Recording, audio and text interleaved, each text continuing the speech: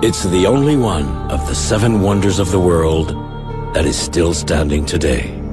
5 million tons of stone, stacked 146 meters high, 4,500 years ago. The Great Pyramid of Khufu is the tallest, largest, and most enigmatic of all the pharaonic constructions. 45 centuries later, the mystery lives on.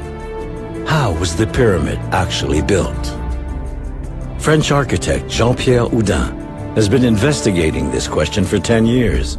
He's scrutinized and studied the monument with the eye of an expert, as if he were going to rebuild the whole thing himself. Today, at the end of his investigations, and with the help of new technology, he's offering a revolutionary solution. Could he have managed to solve the mystery of the Great Pyramid of Khufu?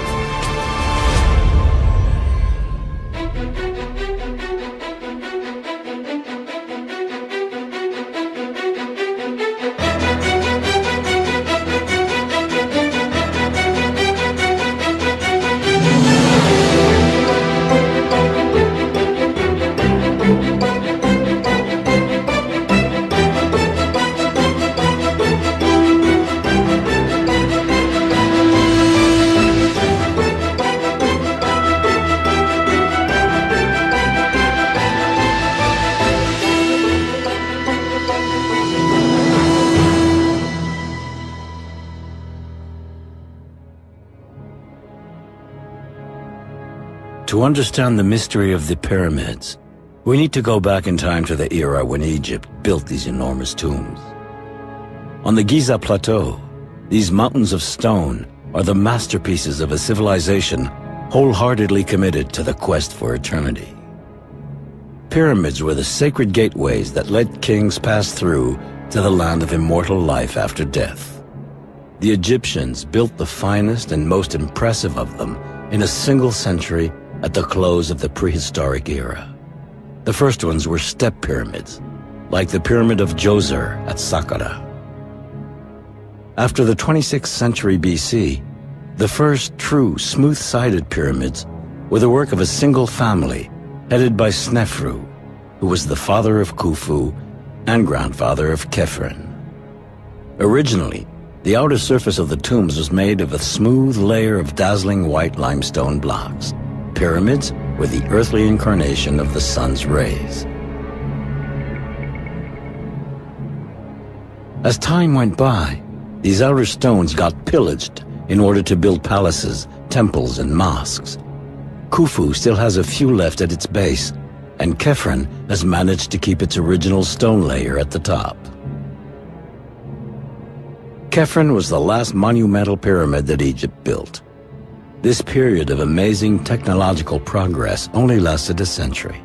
Not long after, Egypt underwent serious climate changes. The country was plagued by drought and ravaged by civil wars, invasions, and social strife.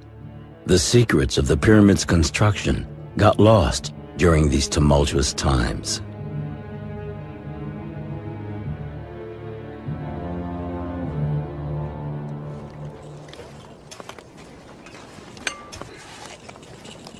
Recently, archaeologists have discovered the village that housed the workers who built these monuments 4,500 years ago. Egyptologists have unearthed numerous clues into their way of life. They were well-fed and decently housed. They were given meat, beer, and bread. The excavations have even shown that the workers were not slaves, as it was once believed. They were proud to serve their pharaoh and accompany him on his journey to the afterlife. But none of this fascinating research yielded any new information about the methods used to build the pyramids, especially not for the biggest and most complex of them all, Khufu. Towering at 146 meters, it was the tallest man-made structure ever built until the end of the 19th century. Khufu is also the only pyramid with a granite chamber tucked away at its heart, with beams weighing over 60 tons, a genuine challenge within the challenge. The pyramid's staggering height and this granite chamber are the two key mysteries surrounding Khufu's construction. Nobody, until now, has ever solved this riddle written in stone. Still, many theories have been put forward. In the 5th century BC, the Greek historian Herodotus suggested the use of wooden levers. Egyptologists then imagined massive ramps leading up to the summit, or else an external spiral ramp. But in the end, these theories, which we find in every historical reference book, have never been very convincing. Today, an architect claims to have solved the mystery. If he's right, it will turn out to be the most important discovery since Tutankhamun's tomb was found. Jean-Pierre Houdin's story begins in January 1999. He'd taken a year off to get some perspective on his life and was looking for a new challenge. Then one day, his father sent him a tape of a film he'd seen on TV about the mysteries of the pyramids. The documentary explored the different theories of how the pyramids were built, but not one of them was credible. His father, a former public works engineer, got caught up in the mystery and imagined a solution. The pyramid could have been built from the inside with the help of a circular tunnel. Naturally, Henri Houdin shared the idea with his architect's son. That your idea for an internal ramp? Intriguing. I will have a look at your drawing and call you back later.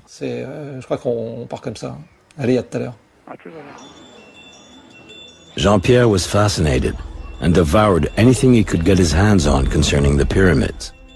He read the most reputable books, studied every drawing, and analyzed every theory. Almost overnight, he became a fanatical expert on the architectural wonders of ancient Egypt. A simple architect was transformed into an obsessional genius.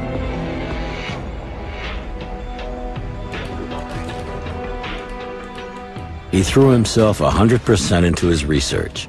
He closed his architecture firm and sold his apartment to move into a small family studio.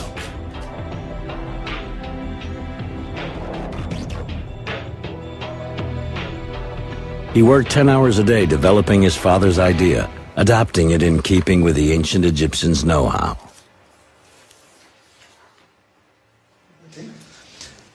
So your ramp is here.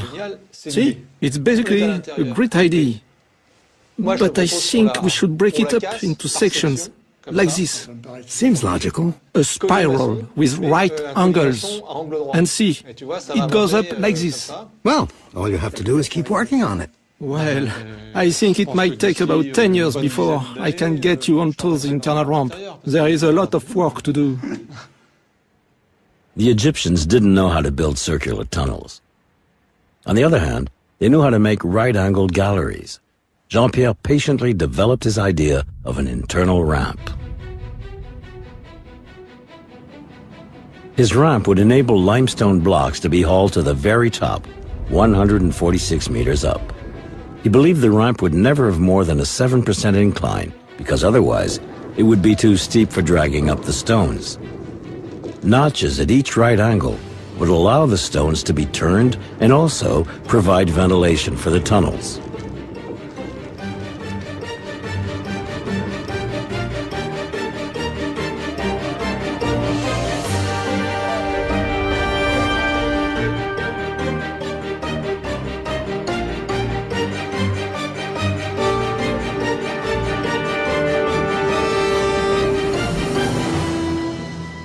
It was a brilliant theory, revolutionary even, but it still had to be proven. It was time for Jean-Pierre to shift into high gear, but for that, he needed to convince the learned specialists and top experts. He spent several months contacting various Egyptologists, but no one bothered to reply. They were sick and tired of receiving yet another new theory about the pyramids. They didn't even bother to look at his dossier. Jean-Pierre didn't belong to the club. He was nothing but an outsider. And yet, the pyramid's construction is definitely an architect's business, at least as much, if not more so, than Egyptologists.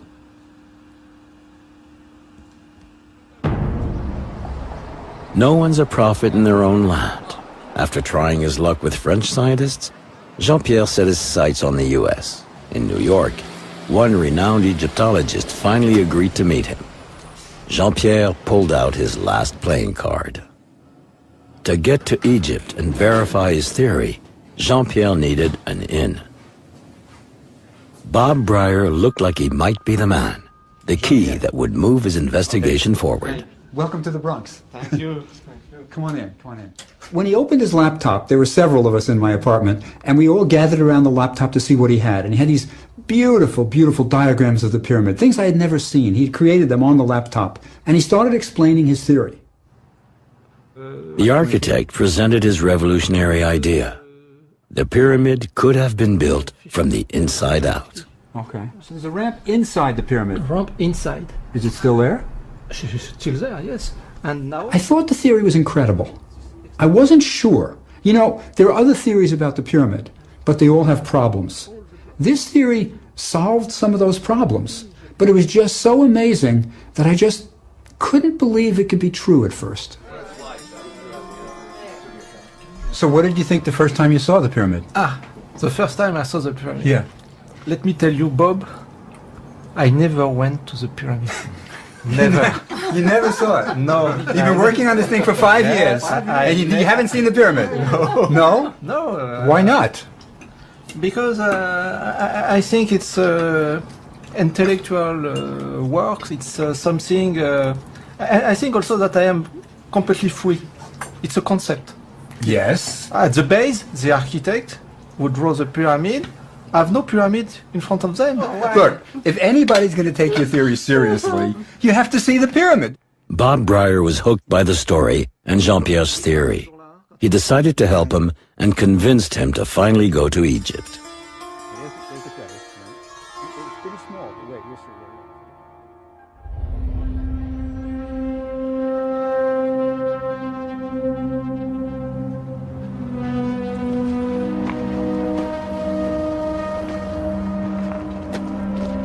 Finally, 5 years after he began his investigation, Jean-Pierre Houdin discovered the pyramids.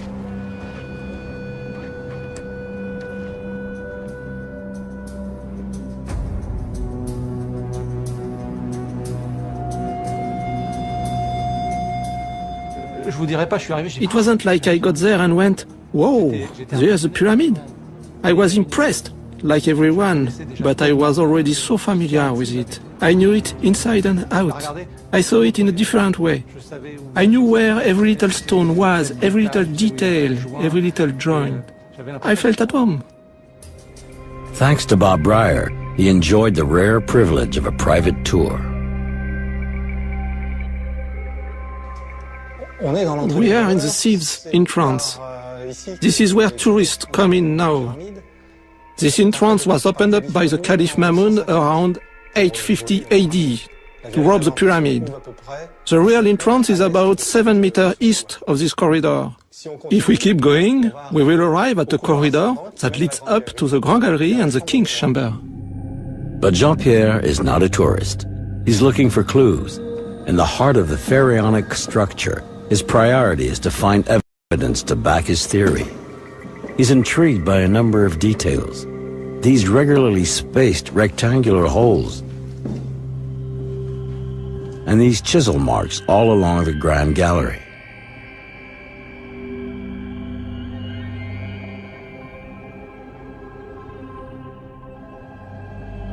Finally, he reaches the king's chamber, made entirely out of granite. Gigantic beams above him, weighing about 60 tons apiece, form a flat ceiling. An aberration for the time, considering the thousands of tons of stone piled above it. The chamber is a real architectural feat. He admires the joints between the stones. They're perfect. Not even a razor blade could slip into the cracks. How did the Egyptians manage to transport stone blocks of this size into the heart of the pyramid? Jean-Pierre's internal ramp doesn't solve this problem. It is the second riddle of the Great Pyramid he needs to tackle.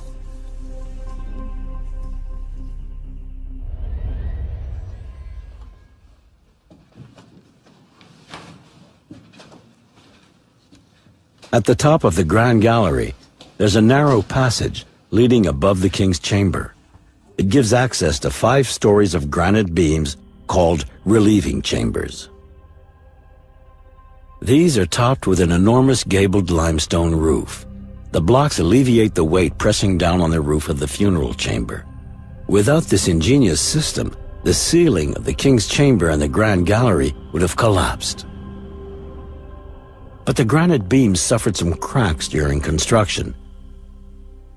To check the extent of the damage, the Khufu builders opened up this passage that leads straight to the heart of the brilliant architectural system.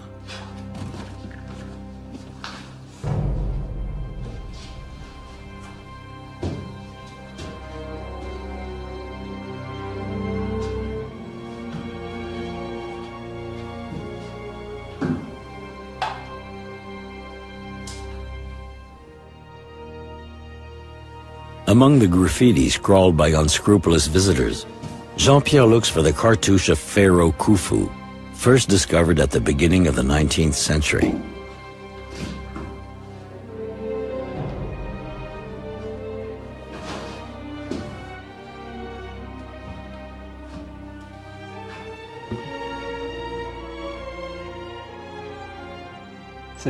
This proves that it's really Khufu's pyramid. It means Phnom Khufu. We are in the heart of the pyramid. It's absolutely incredible. And there are hundreds of thousands of tons right above our heads. And it's all held up by these beams. And it's been here for 45 centuries. You can just feel how calm it is. The serenity is pretty moving, isn't it?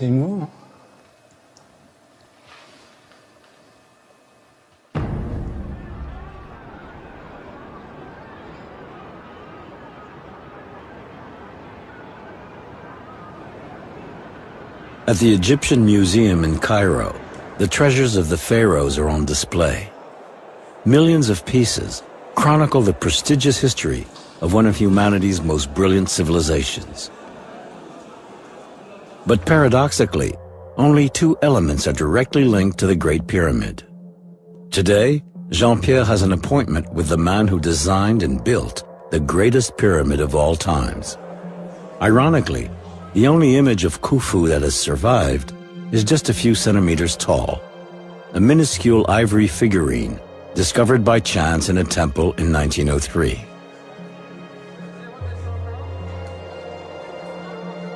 Despite the absence of monumental statues or bas-reliefs, Khufu's memory is still very much alive. An enigmatic sphinx, he continues to intrigue the entire world with the mystery of how his pyramid was built.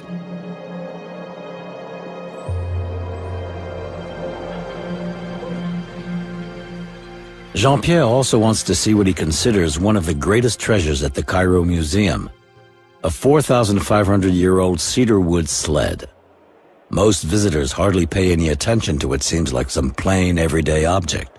Yet, it's a unique piece that offers insight into the pyramid's construction. Wood was like gold for the Egyptians. It cost a fortune to bring wood from Lebanon, so they use it up to the end.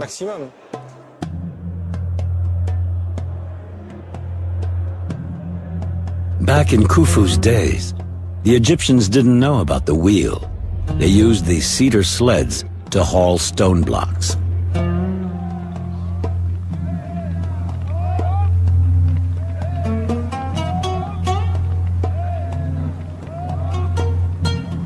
Considering the tools available to them, the Egyptians accomplished amazing technical feats. Their monumental constructions have weathered thousands of years. They bear witness to the genius of these men from antiquity and continue to fascinate Egyptologists and architects today. Bob Breyer is convinced of the importance of Jean-Pierre's theory. He joins him in Cairo to help him find new clues and evidence. You want a beer? No, just a mint tea. واحد مايا ممكن واحد شاي بنانا شكرا. To prepare for their expedition the next day, they begin by taking stock of some of the building's theories other people have come up with. Most involve some kind of ramp, but have major flaws, according to the architect. Either it's too steep. Yeah, that's a big problem with these ramps. It's a huge problem. Either it's too steep or it's too long, and then it causes a quarry. Because it's too high. It has to be 1.6 kilometers, and then the ramp would be bigger than the pyramid itself. This one is really steep, good for ski jumps or for the Olympics. It's fine for that. Hey, tell me, what's this? Ça, c'est HIV virus. Maybe? Celle-là, elle est This one is interesting. Oui, parce que, enfin, c'est intéressant. Yes, because the 1.6 kilometers are not in front of the pyramid, but all around it. On les a autour. This type of external spiral ramp around the pyramid raises a number of questions. How could such a ramp be attached to a smooth-sided pyramid? How do you turn a corner with 600 men, considering that's how many people you needed to pull a 60-ton granite block? Besides, with this type of external ramp, you couldn't check the geometry during construction. If the edges weren't perfectly aligned and controlled, the pyramid could end up twisted. Hey, softener, huh? Great. For these reasons, Jean-Pierre's theory suggests there were two ramps. First, an external ramp that only went 43 meters high.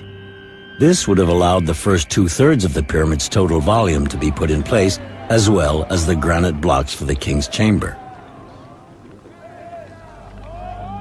In addition to this, the Egyptians would have built a second ramp inside the pyramid. This system offers a solution to the two key problems the Khufu pyramid presented: its height, 146 meters, and its unique granite chamber.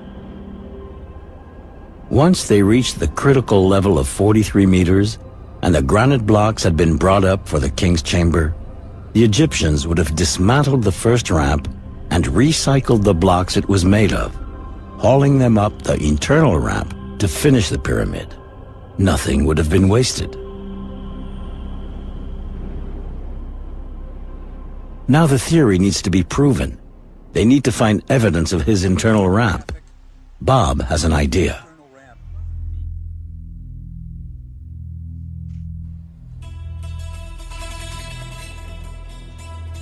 "15 kilometers south of Cairo, the Egyptologist takes Jean-Pierre to the ruins of a temple that was dedicated to the sun, built 100 years after Khufu. The temple was destroyed at the end of the 19th century, but an architect's drawing of it still exists. On the drawing, we can see that the temple had a corridor similar to Jean-Pierre's internal ramp. Our two investigators want to see for themselves what's left of it. But I think we should be able to imagine the ramp. Well, you don't have to imagine it, Jean-Pierre. Yes. Oh. Is it an internal ramp? Yes, it is an internal ramp. Oui. Oh, c'est... Certainement? You're sure? That is for sure. Oui. It's the first U-turn, yes. Yes, we go here. It's a quarter-turn ramp like mine. Yes. Let me show you something up here. Come on. You're going to like it. Now, this block for the ceiling, right? Yes. The plafond? Yeah, of Oui. course. Oui. Color the blue for the ciel, for the sky, right? And there are stars here. You see them? Right there. There's a little circle, and it radiates out. Oh, you have a lot of stars. Yes, all over the block. So this was the ceiling block for the internal ramp. Look at the diagram, though. Let's just see what we can figure out. So we came up the ramp here, Yes. and we made the turn here, Yes. right? And this block, what do you think? I Que suppose penses? maybe this one or maybe this one. So this block could be Yes. either here or here, this ceiling block. Yes. So it's definitely internal ramp, right? Yes, it is, definitively. These remains of an internal ramp prove that the ancient Egyptians knew how to build this type of corridor at the time of Khufu. an important step towards confirming the architect's hypothesis. But the demonstration isn't over yet.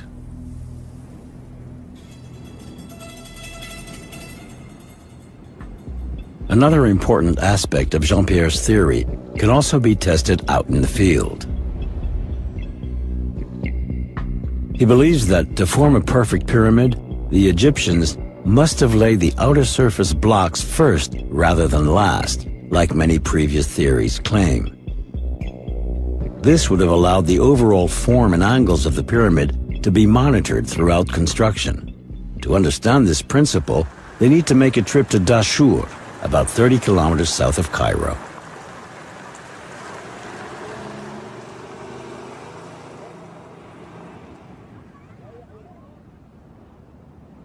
Jean-Pierre and Bob are particularly interested in these magnificent casing stones.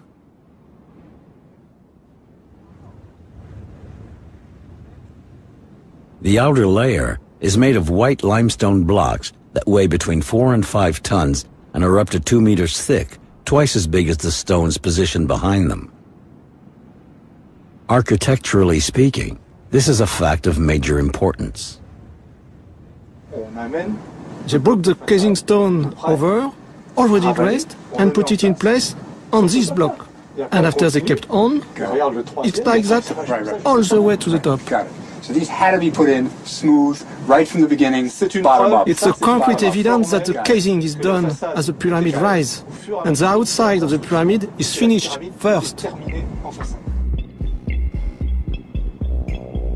The casing stones would have had to be laid first, allowing the geometry of the pyramid to be monitored as the building advanced.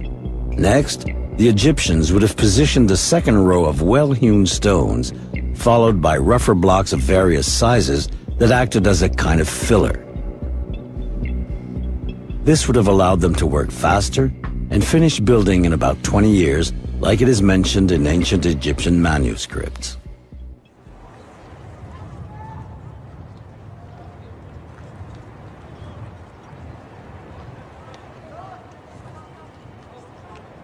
The clues Jean-Pierre has gathered out in the field are encouraging for the investigation, but he wants to find proof that the internal ramp actually existed. You can see two whitish lines about 2/3 up. Oddly enough, these phantom lines reflect the exact position of the internal ramp with the same 7% slope. Is the pyramid breathing? Is it an optical illusion or a thermal phenomenon? It's pretty strange. In order to detect the internal ramp, the pyramid would have to be scanned. The different densities inside it would need to be measured. This would provide physical and therefore undeniable scientific proof of the ramp's existence. Actually, a similar study was already done in 1986. Back at the time, a team of French engineers analyzed the Khufu pyramid using a technique called microgravimetry. This method allows us to see minor variations in mass and density. In fact, it involves detecting what scientists call zones of significant subdensity, in other words, empty spaces. For months, the technicians took thousands of measurements, both inside and outside the pyramid. The team wasn't interested in figuring out how it was built. They were hoping to find a secret chamber. In this respect, their mission was a total failure. Scientific publications of their study went completely unnoticed. Yet, without realizing it, these engineers may have found the scientific proof that Jean-Pierre Houdin has been looking for so many years. Jean-Pierre contacted one of the scientists who worked on the mission. Huy Dongbui is a member of the French Science Academy and École Polytechnique, France's equivalent of MIT. We found that the subdensity, the density deficits, formed something that was like a spiral. A spiral shape? Exactly. A spiral shape, but in subdensity? Right, in subdensity. The white and green show the subdensity zones. Subdensity? It was drawn by hand. My colleague did it. We really see the spiral. We see the spiral, the subdensity zone, in white. The microgravimetric study shows that in relation to the pyramid's volume, 15% of its mass is missing. The empty spaces inside the monument seem to form a spiral. Back in 1986, Louis Dongbui and his colleagues didn't know what to make of this startling discovery. Now, in light of Jean-Pierre Houdin's theory of the internal ramp, the study makes sense. Microgravimetry offers the scientific proof the architect needed. This irrefutable element convinces Jean-Pierre to devote his life to solving the mystery of how the Great Pyramid of Khufu was built.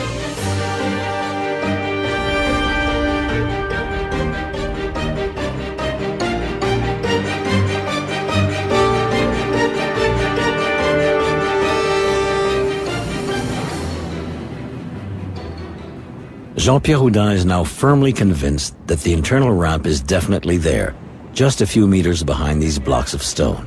But he's now looking for more proof that the ramp really exists. If we continue along the phantom lines we'd seen before, we come to something that absolutely fascinates him.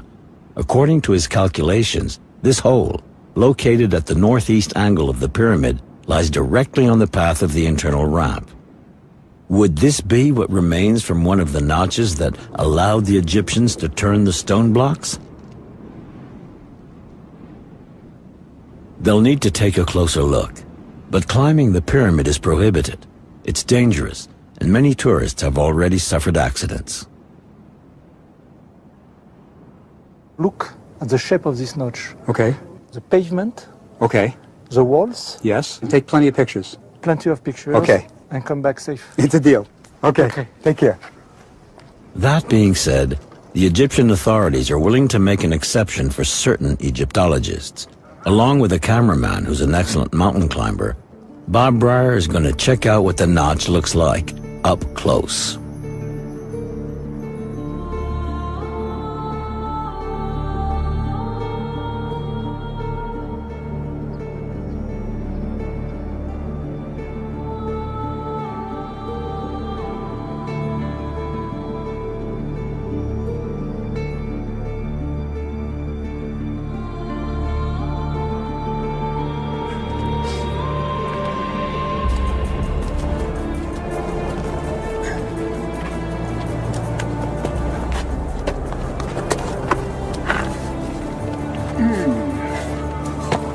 We're getting there. Slowly but surely, we're getting there.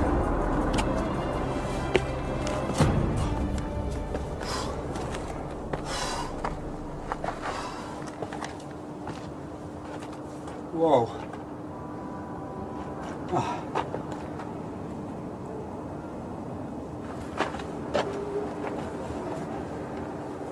Whoa.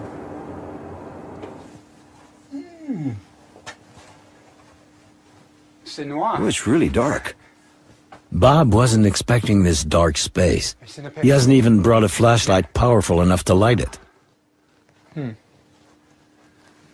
I think this is interesting.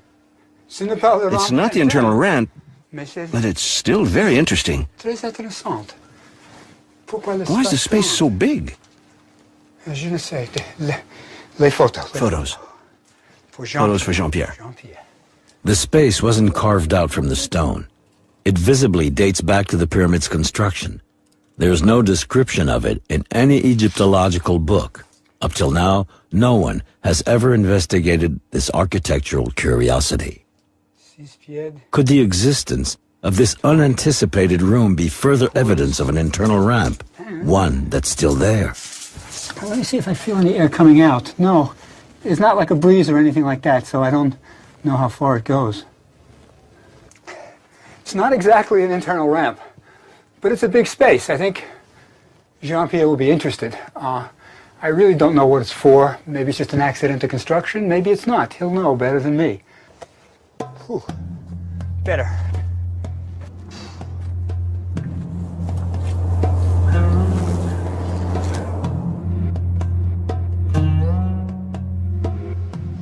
Back at the hotel, Jean-Pierre studies Bob's photos. Then he checks the plans of the pyramid to see whether there's any drawing or description of the empty space behind the notch anywhere. Even if he knows there isn't.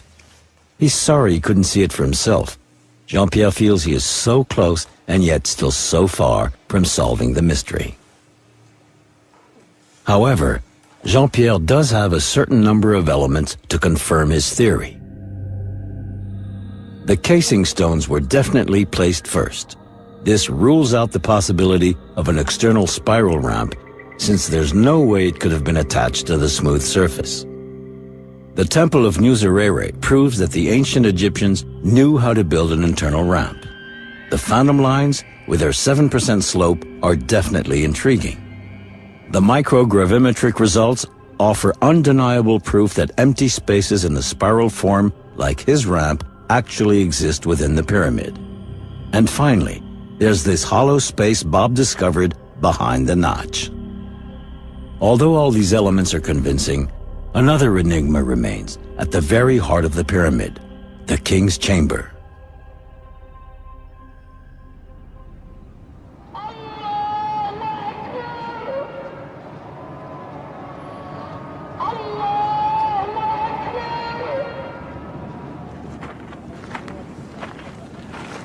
The theory of the internal ramp works very well for moving limestone blocks that weigh about 2 tons on average. But how did the ancient workers manage to haul up the granite stones that were so much heavier?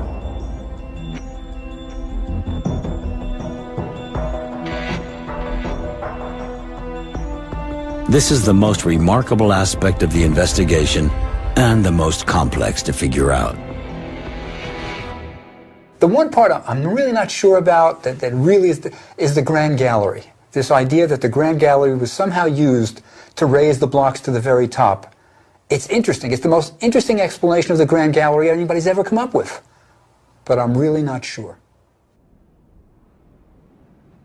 The external ramp that Jean-Pierre imagines isn't enough to explain how the huge granite blocks were moved into the heart of the pyramid. On a ramp with a 7% incline, you'd need 600 men to haul a 60-ton block, but coordinating so many men would be an impossible task. Jean-Pierre thinks the key to the mystery is the Grand Gallery itself. He's convinced the gallery was the key element of a gigantic system of counterweights that would have made it possible for just 100 men to move the enormous granite blocks.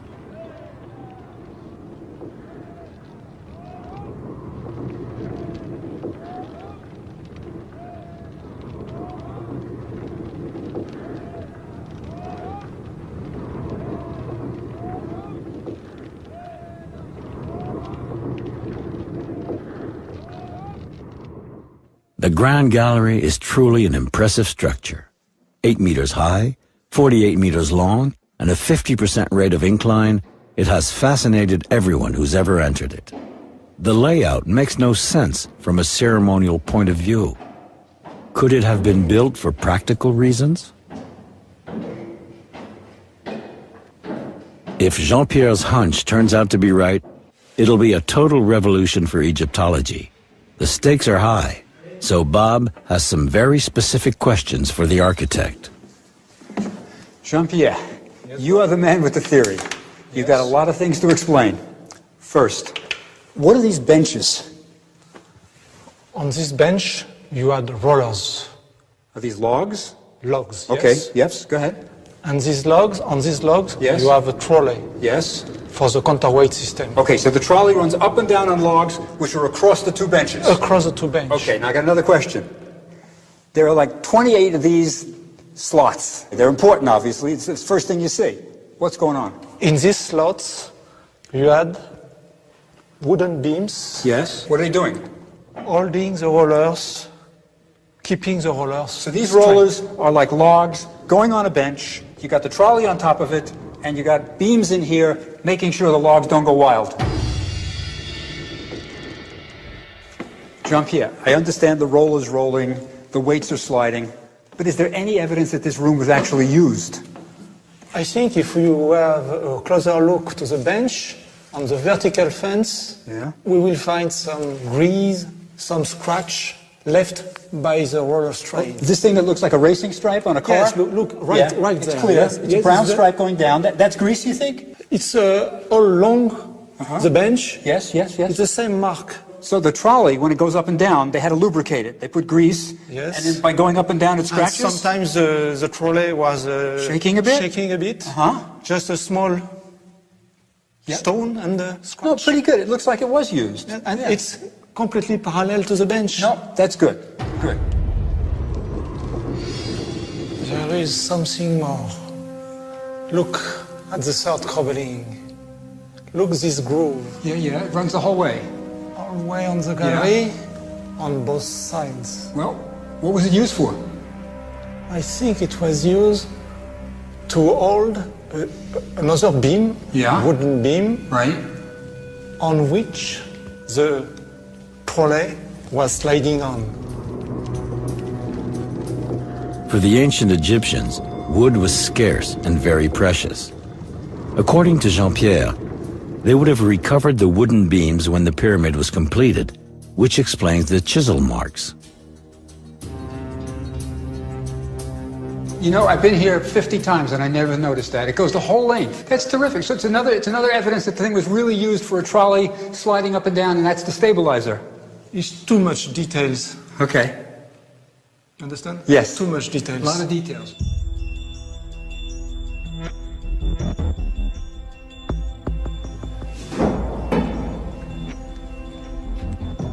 There's another clue at the top of the gallery. Though this step has been cemented, it was originally chiseled in a V shape, maybe to facilitate the sliding of ropes.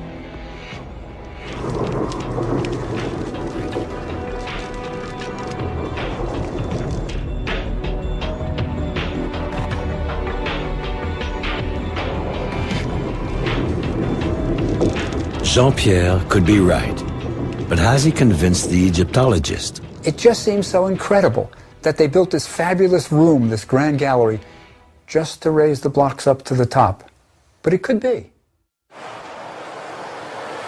For the time being, the on-site investigation is over. But Jean-Pierre hopes to go further now. Back in Paris, he's contacted by an engineer who tells him about a sponsorship program called Passion for Innovation.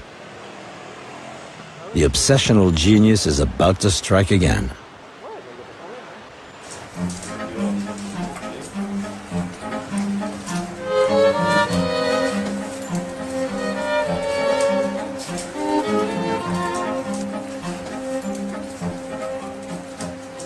Do you really feel like you're walking in Shenzhen? Oh, yeah, I'm totally in it.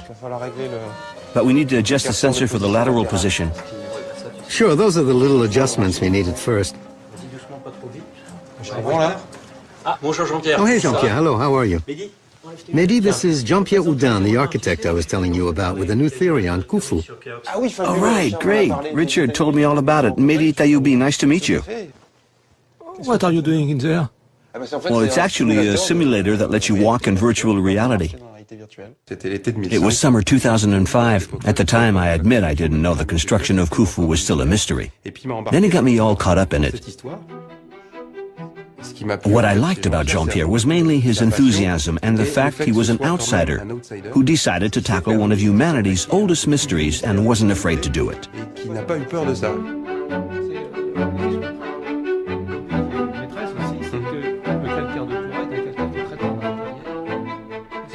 Don't you think we could simulate all that? Sure we could. Yes, well, I did this by myself. Right, we'll shift into high gear. For starters, we can make a 3D model, no problem. No reason we can do it for a plane or a car, not for a pyramid. Dassault Systems develops scientific 3D software to design and visualize the finest industrial projects of the future. With these innovative tools, an industrial project can be entirely simulated before making it happen in the real world. From design to engineering to the most unusual architectural projects. The software applications are like virtual labs where the coherence and feasibility of what inventors have come up with get tested out.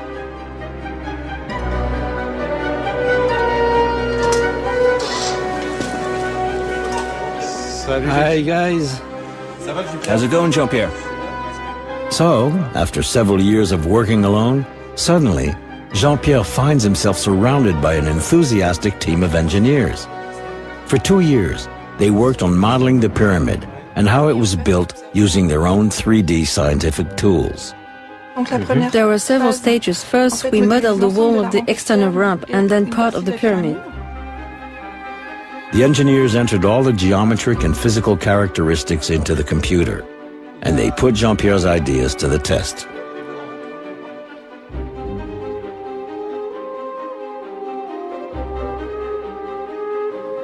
Through simulation, we can show everything works correctly. 20 machines like that, it's absolutely possible. Richard, where do you stand?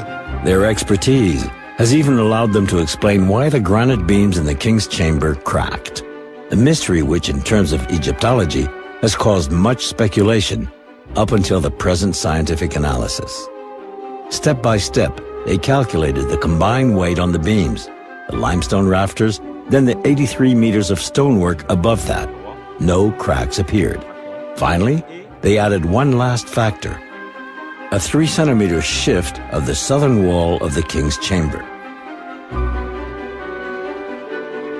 With the pyramid completed, look, we lower the southern side, the rafters open up, and look here, on the first 3 ceilings, red, red, red. Red means we're at the granite's breaking point.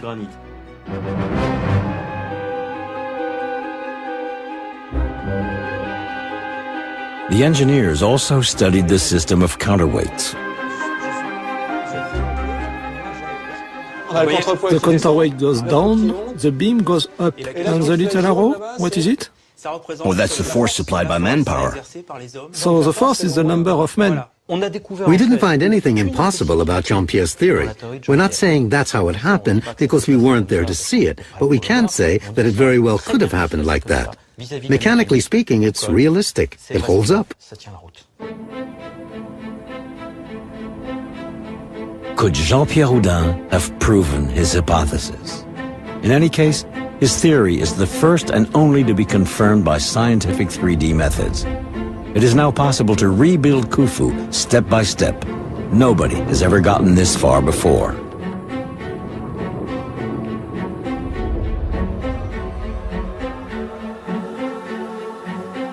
Jean-Pierre also manages to explain the photos Bob took of the notch.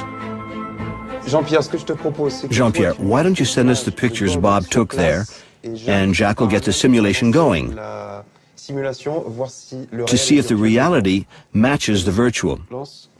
Okay?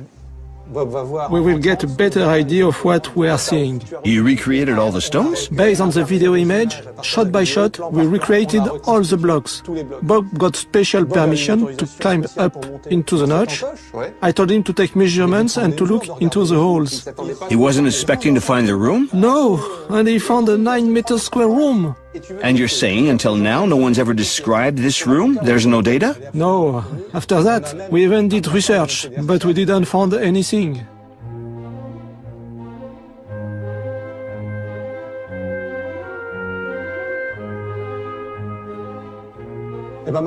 So now, you see, we cut the pyramid in slices, like a ham, and we go down layer by layer.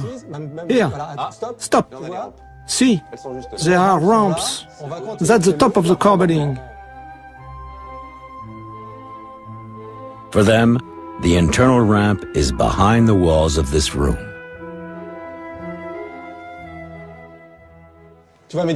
See, Mehdi, behind this stone. Jacques, can you remove that stone? What do we have? The internal ramp. You mean you didn't have an endoscopic camera to go in? We didn't expect that. It's the kind of thing you feel bad about. It's just right there. But you know, there should be leaks. With a thermal camera, we could see the leaks between the stones. The air coming out would be cooler than the air in the room. So you're saying all you need is permission to go back into the room with a thermal camera and put it right in front of those 2 blocks, and then we'd see there's an internal ramp behind them? If we have the green light to go back, we will prove that the internal ramp is there. To solve the mystery, all they need now is an authorization.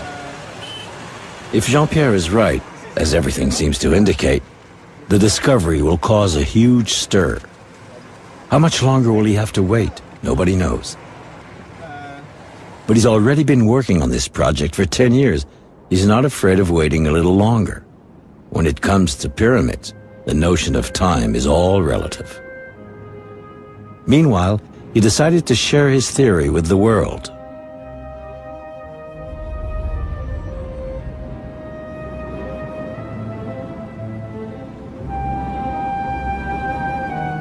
The news has circled the entire globe. Un arquitecto francés cree haber descubierto la respuesta a una viejísima. And now a French architect claims to have finally unlocked the secret. It's better than the other theories because this is the only one which works. La missione del noto architetto francese Jean-Pierre Houdin è stata quella di provare a risolvere l'enigma che si cela nel muro della piramide di Cheops. Jean-Pierre Houdin's investigation is over, but the story isn't. In the meantime, our architect visits the tomb of his predecessor, Him-You-Nu, the man who built Khufu's pyramid 4,500 years ago. He wants to pay homage one last time to the unbelievable genius of the great ancient builders before one day climbing the pyramid himself along the internal ramp.